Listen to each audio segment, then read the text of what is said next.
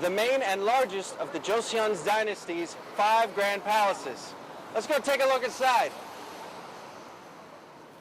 Gyeongbokgung was built in 1395 and is a major tourist attraction in Seoul.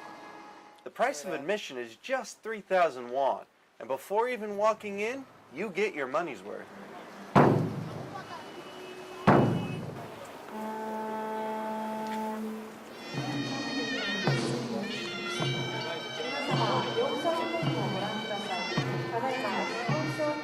Our first look into the heart of Korean culture was their changing of the guard ceremony.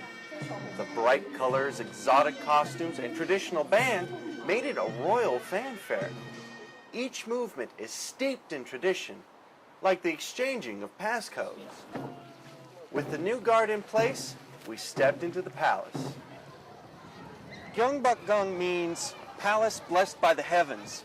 And as you take a look at the main building right here, it's certainly blessed. The courtyard is lined by stones used to mark rank amongst court officials for official functions. It was here that the king met with foreign envoys and held audiences with his court.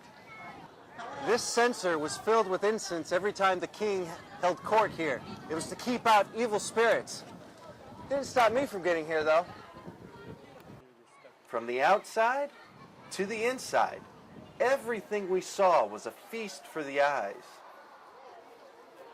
Now, if you think this is amazing, just take a look at the ceiling.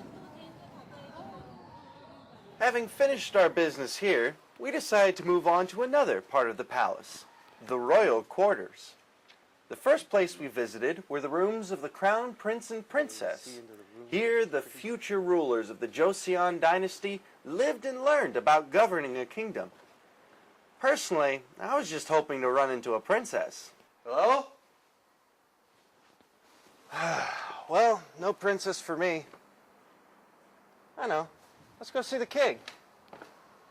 The king's quarters were large and lavish. I could only conclude one thing. It's good to be the king.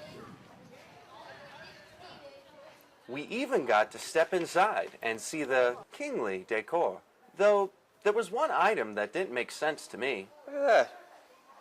They slept on a wooden pillow. I thought my mattress was tough.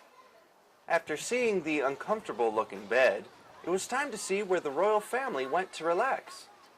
Gyeongbokgung, or Pavilion of Far-Reaching Fragrance, is a man-made pond and islet where royalty can enjoy the seasons.